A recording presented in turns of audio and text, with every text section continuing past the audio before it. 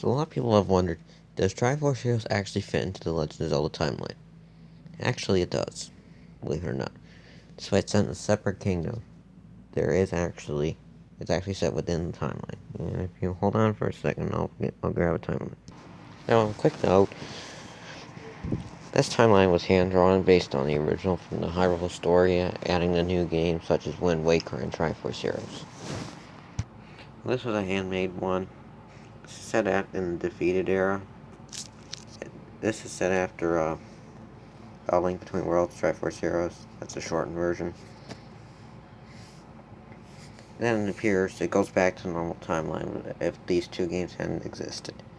Because normally the original one, when they first released, just went to the past and suddenly would jump to Oracle games, and then we all know how timeline goes. If not, I feel like maybe I'll put the original in a little later in this, but for now I'm just going to pause it.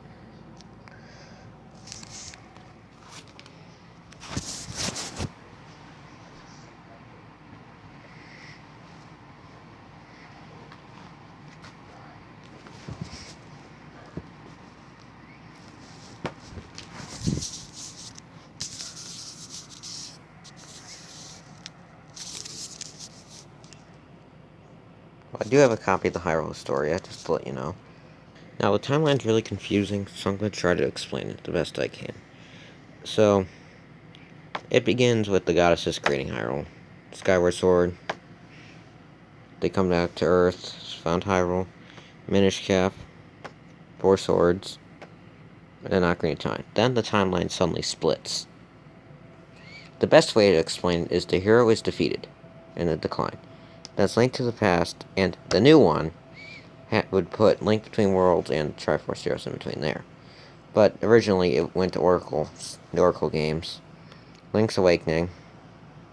That's back to normal. The original Legend of Zelda and the Adventures of Link. If the hero wins and returns to the Child Era, there's Majora's Mask, Twilight Princess, and Four Swords Adventure.